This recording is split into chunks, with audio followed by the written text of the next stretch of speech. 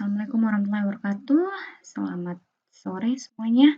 Jadi hari ini Ibu akan menjelaskan tentang COVID ya. Jadi kalian mungkin sudah mengetahui COVID sebelumnya dari penjelasan di materi minggu lalu. Oke, jadi COVID ini akan Ibu jelaskan secara umum terlebih dahulu. Setelah itu kita akan masuk ke dalam COVID 2019 yang memang akan menjadi bahan kita untuk semester ini.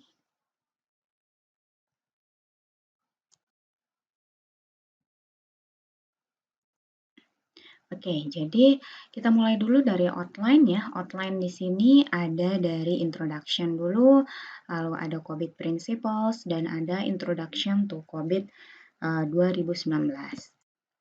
Oke, jadi di sini bisa kalian lihat ya. Jadi introduction di sini atau pengenalan ya.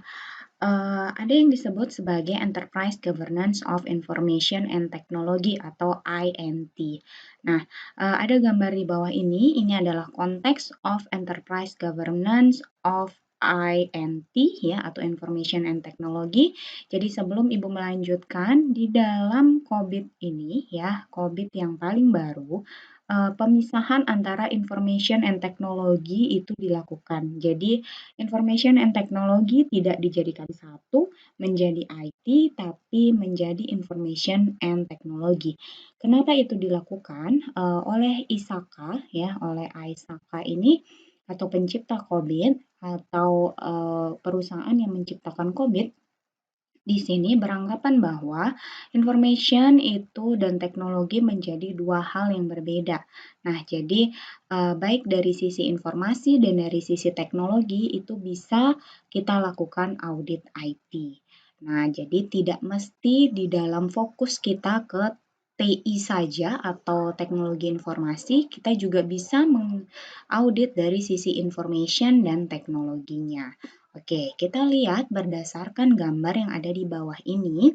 Lalu kita mulai dari sebelah kiri ya, ada Enterprise Governance of IT ya. Di sini akan berpindah menjadi Business or IT Alignment dan akhirnya mengeluarkan value creation.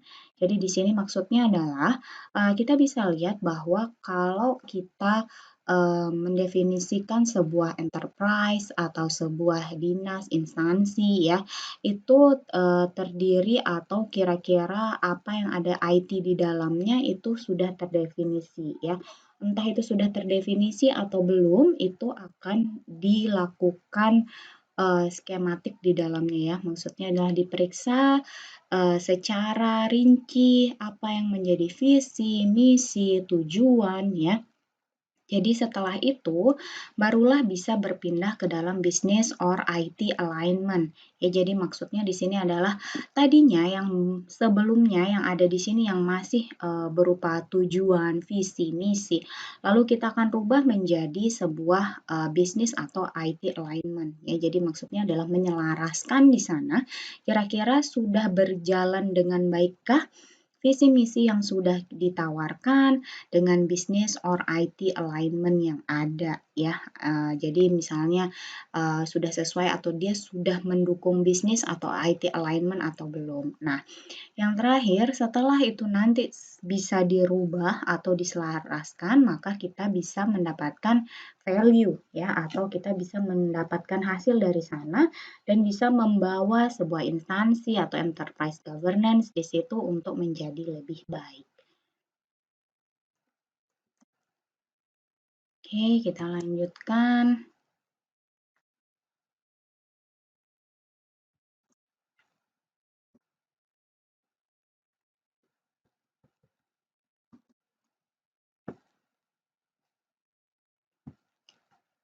Oke, selanjutnya adalah dari sisi benefit ya atau keuntungan yang bisa kita dapatkan dari information and technology governance.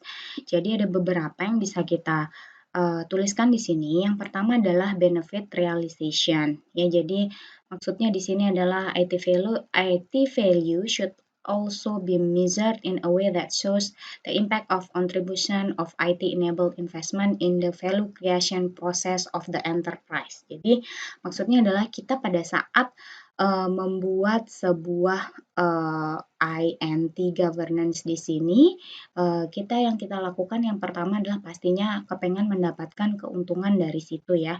Nah, dari keuntungan itu bisa kita ukur ya. Jadi benefit realization ini kita bisa mengukur kira-kira apa sih impact-nya sama kontribusinya dari IT enable investment yang sudah kita lakukan ke dalam INT teknologi INT governance yang kita punyai ya. Jadi yang maksudnya akan dimasukkan ke dalam enterprise-nya.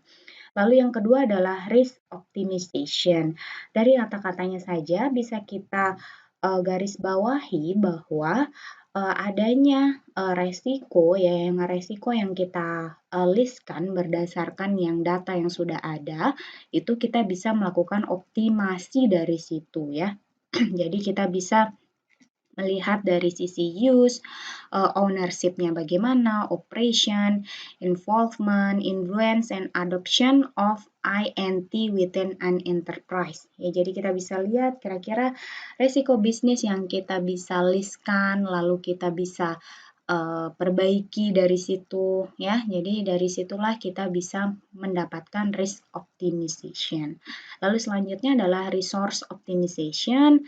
Ini pastinya tentunya ya karena kita dengan menggunakan INT governance ini kita juga bisa pastinya mengintegrasikan, lalu kita bisa dapat benefit dari sisi ekonomi ya. Lalu infrastruktur kita juga bisa lebih baik, ada teknologi yang baru yang bisa kita perkenalkan, lalu kita bisa melakukan update and replace dari sistem kita ya. Jadi ini yang beberapa yang memang menjadi keuntungan dari penggunaan INT governance di sini ya. Jadi seperti yang sudah Ibu jelaskan minggu lalu juga bahwa beberapa keuntungan ini juga didukung oleh 3 hal yang ada di sini. Oke, lalu akhirnya kita masuk nih ke dalam COVID ya. Jadi what is COVID and what is COVID not. Jadi kadang-kadang ada yang mendefinisikan atau menyimpulkan bahwa oh ini COVID, oh ini bukan COVID ya. Tapi di sini kita bisa menjelaskan bahwa the COVID framework makes a clear distinction between governance and management. These two disciplines ya. Jadi kita bisa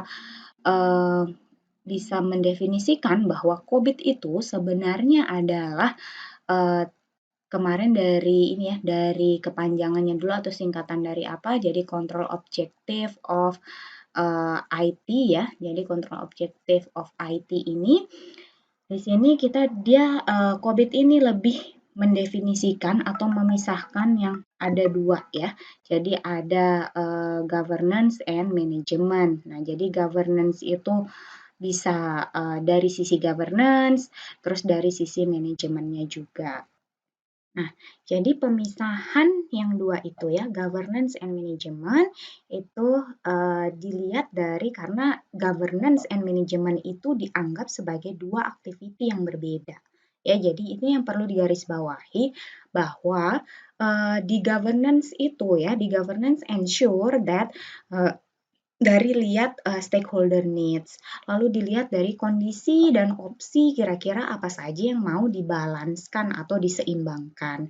Lalu dilihat juga berdasarkan agreed on enterprise objective atau maksudnya adalah kira-kira persetujuan dari sisi enterprise ya. Jadi kira-kira gimana kita bisa align bisnis IT-nya itu kira-kira seperti apa itu yang menghandle adalah dari sisi governance ya.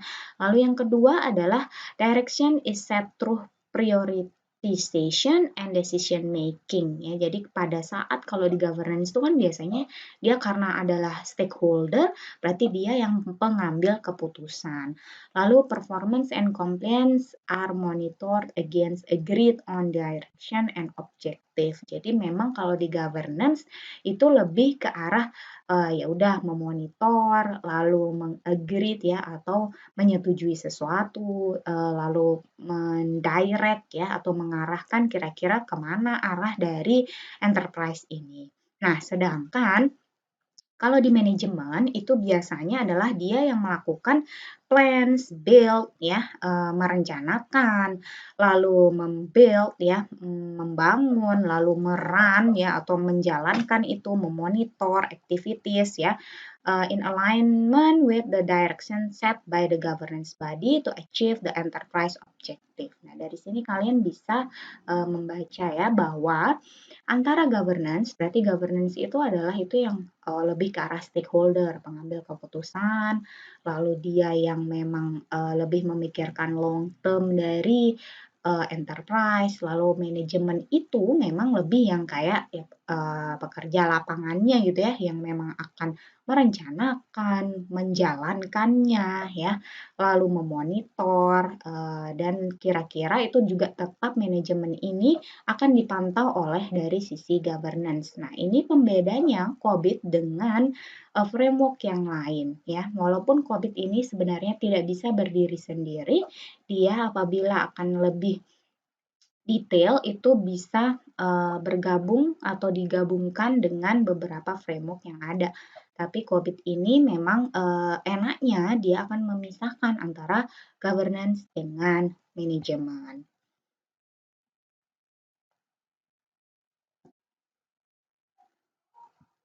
Oke, lalu what is COVID and what is COVID not lagi? Several misconception about COVID should be dispelled. Ya, jadi maksudnya di sini kira-kira jangan sampai ada miskonsepsi ya atau kira-kira yang nggak penting dari COVID itu malah yang disebutkan gitu kayak COVID is not a full description of the whole IT environment of an enterprise. Itu ya, jadi enggak sebenarnya COVID ini ya memang dia ada full description-nya.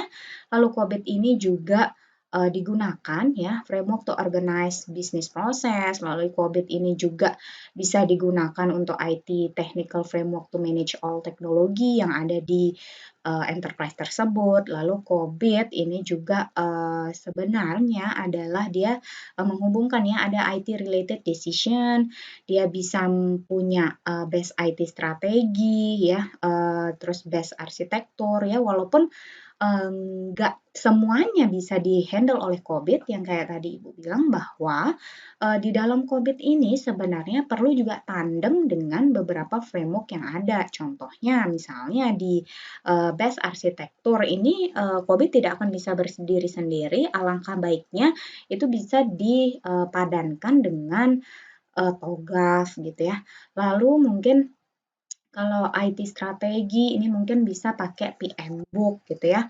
Lalu mungkin dari sisi teknologi pelayanan gitu ya atau services itu bisa pakai ITIL. Ya, jadi COVID ini nggak semuanya juga dia bisa handle, tapi ini sudah sebagian besar bisa COVID handle, tapi ditambahkan dengan framework yang memang sesuai ya, memang sesuai dengan yang ada di sana. Oke, dari COVID Principle ya. Jadi COVID prinsip di sini atau prinsip COVID itu dimulai dari apa?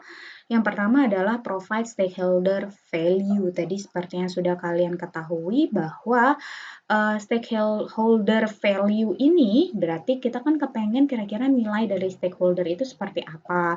Lalu yang kedua ada holistic approach ya. Jadi dia ada pendekatan secara keseluruhan.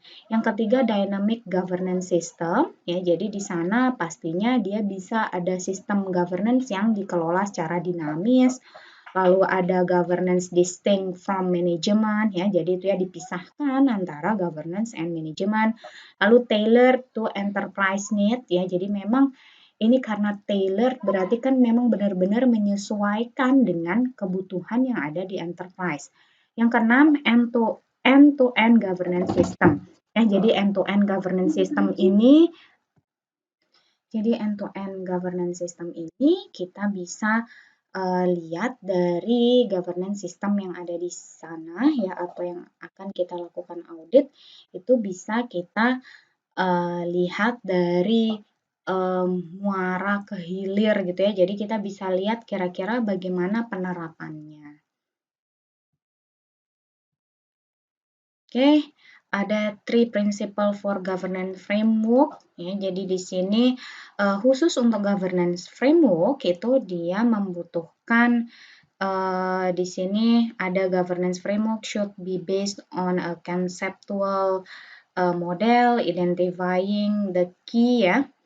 Jadi identifying the key component and relationship among component to maximize consistency and allow automation. Ya, jadi di sini memang yang pertama dia based on conceptual model ya. Maksudnya adalah yang memang berbasis pada konseptual model yang bisa kita lihat dari identifikasi key komponen, lalu relationship ya atau hubungan antar komponen, terus gimana caranya maximize consistency and allow automation di sana. Lalu yang kedua ada governance framework should be open and flexible ya. It should allow the addition of new content and the ability of address new issues in the most flexible way while maintaining integrity and consistency.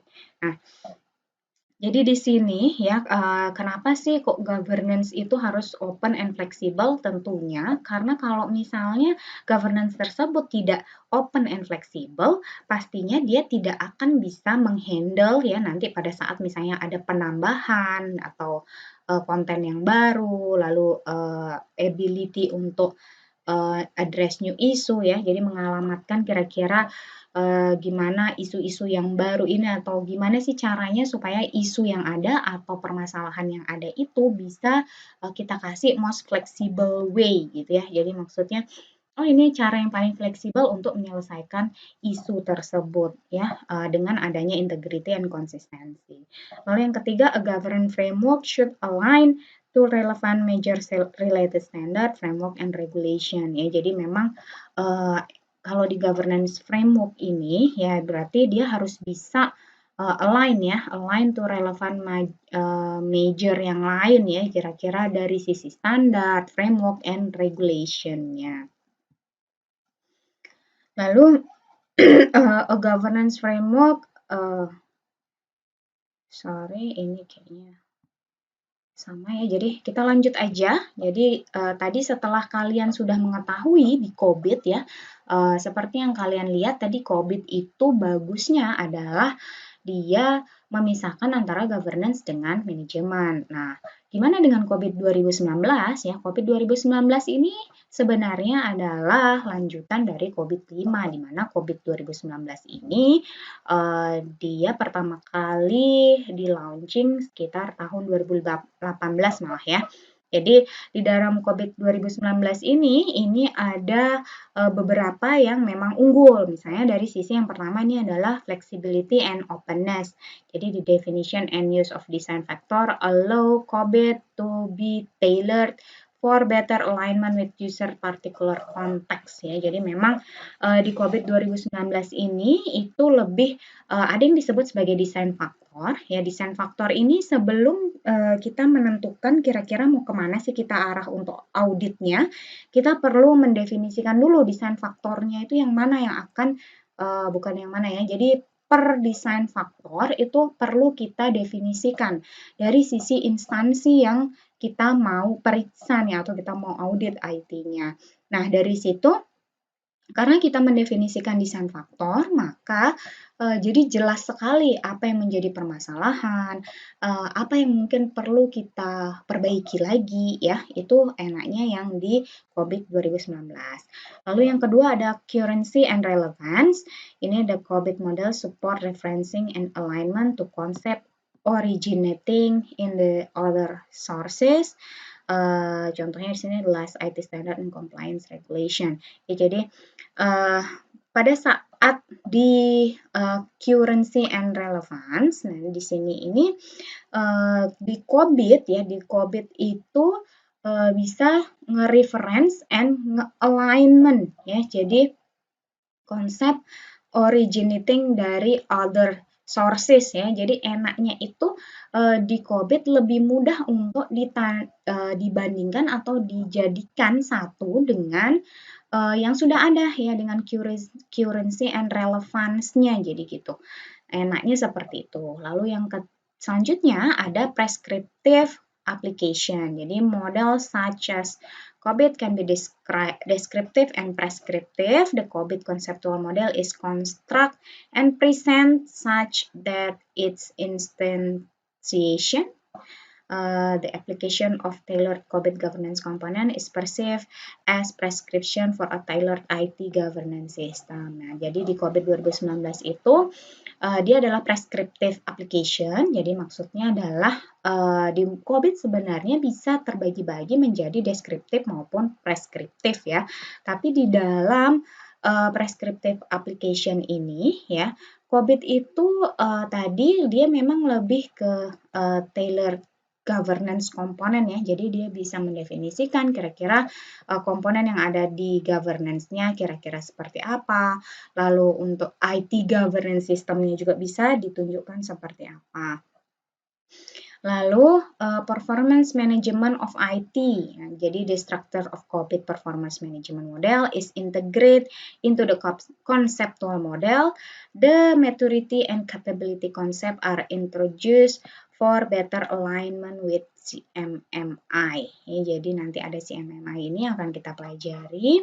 Jadi di dalam performance management of IT, di dalam COBIT itu enaknya ya dia memang lebih mudah diintegrasikan.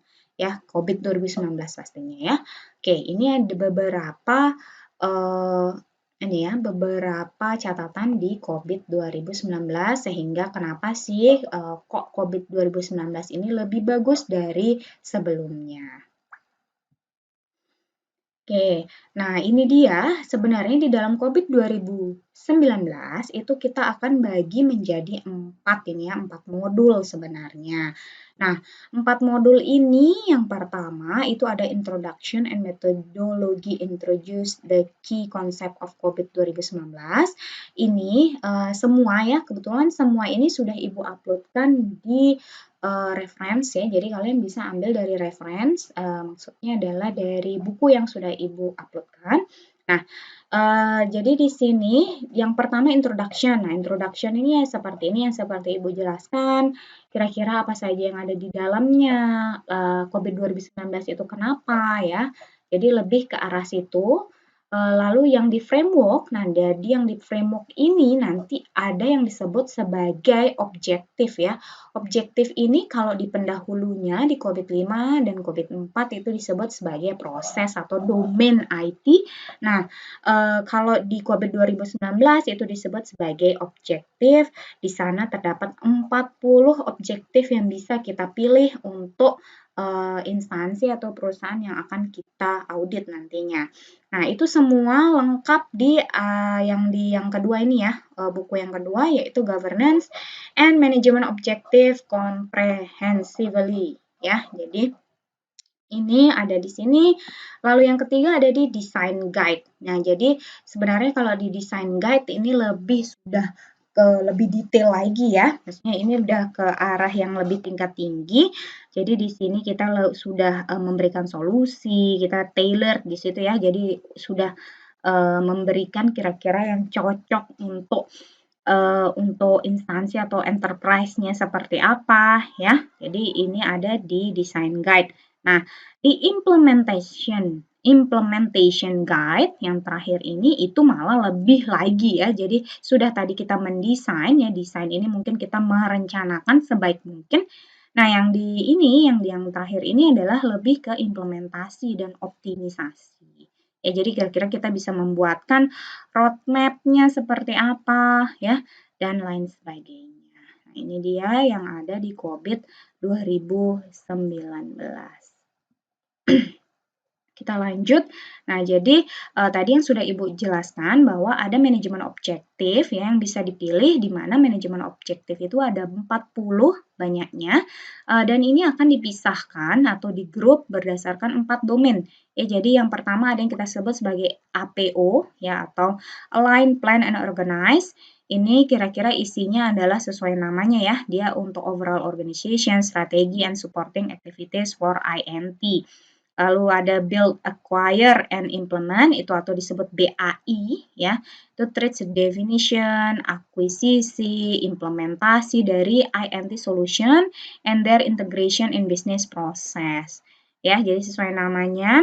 Lalu ada sisi DSS atau Deliver Service and Support, ini lebih ke arah support of INT service including security ada di sini.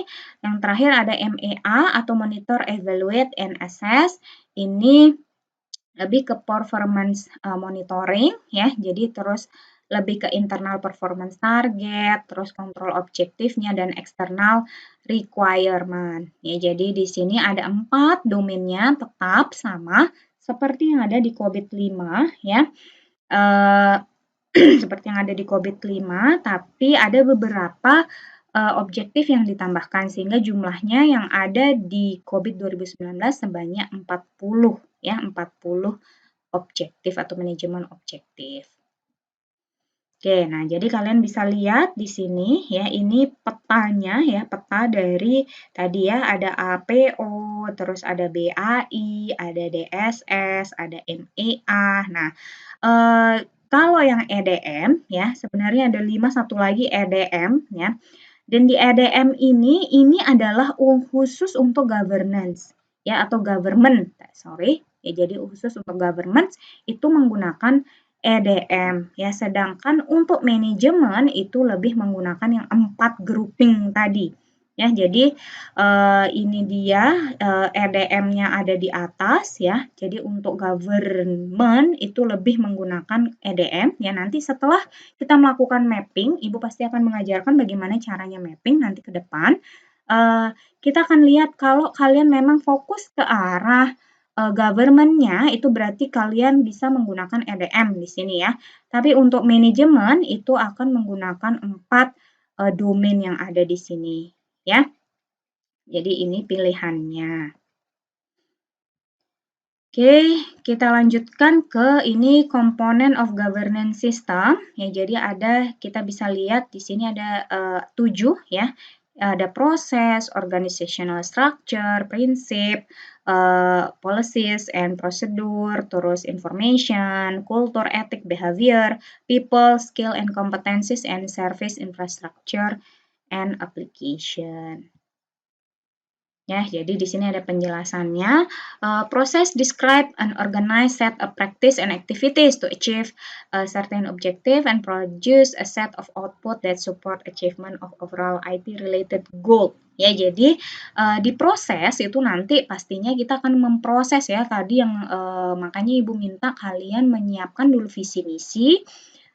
Sehingga nanti kita akan menghubungkan, akan kita memappingkan ke dalam ada yang disebut sebagai IT-related goals nanti ya.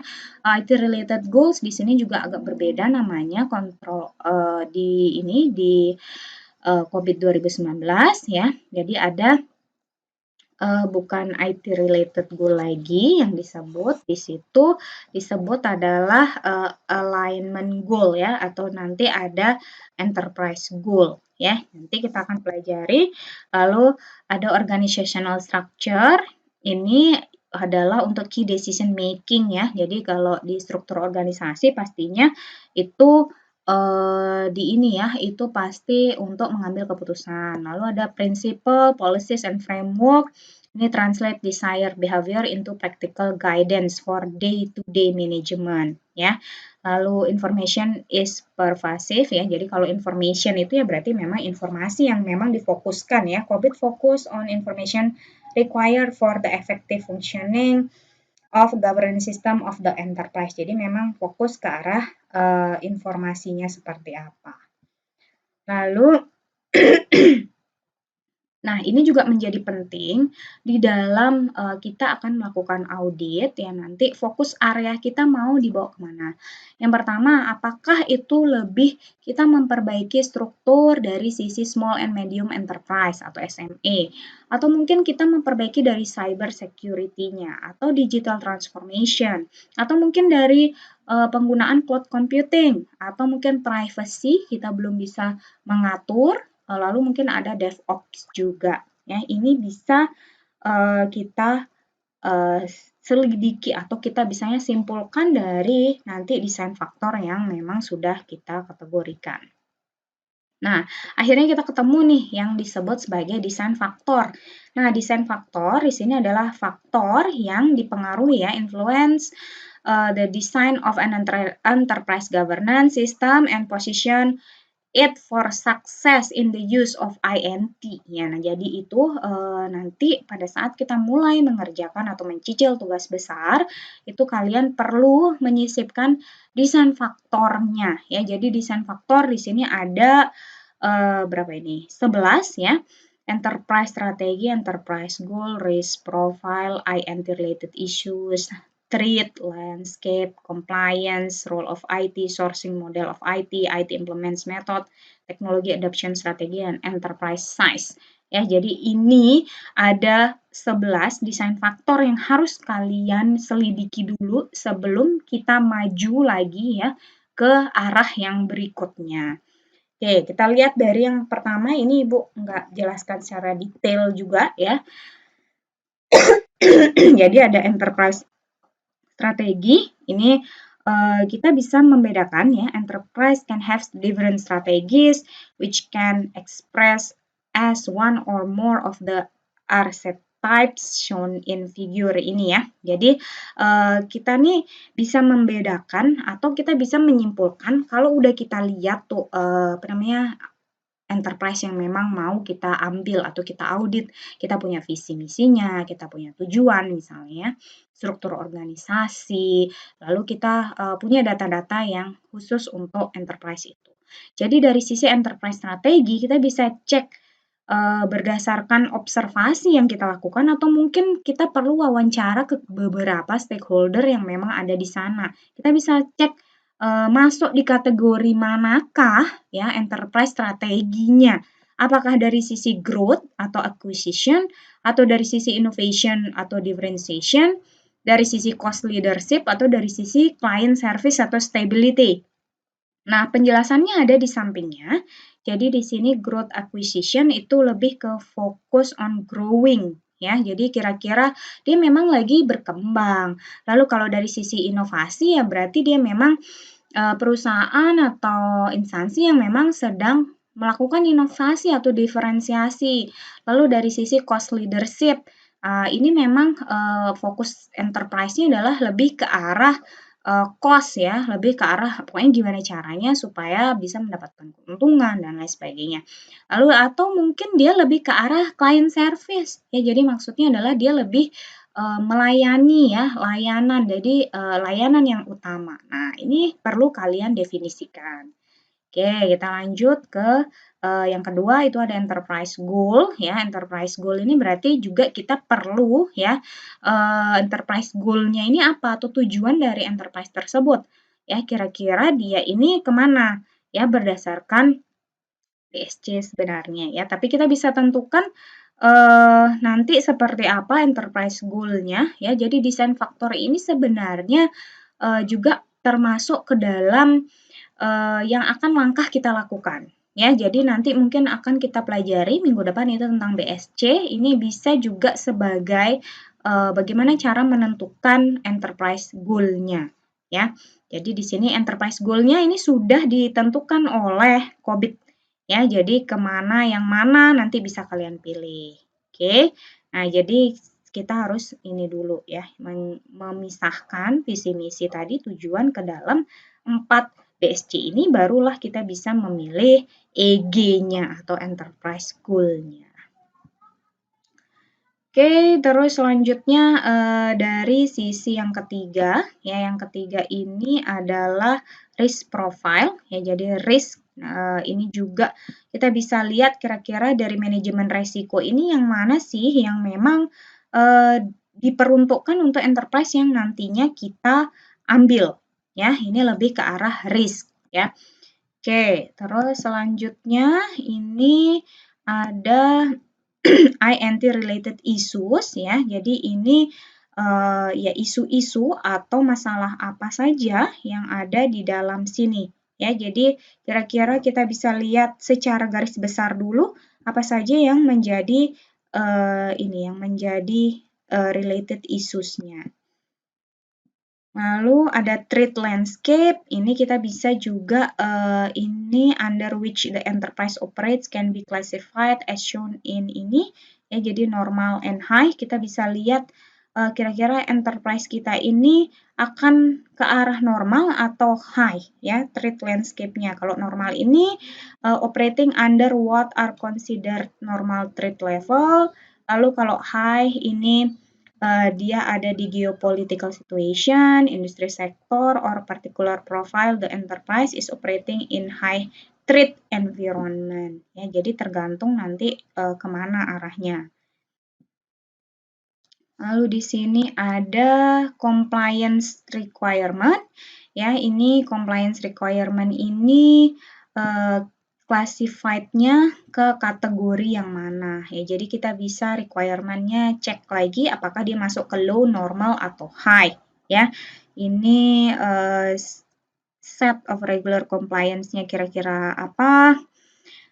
Ini enterprise-nya untuk different industries, kalau normal, ini untuk higher than average, ya. Terus yang ketujuh ada role of IT.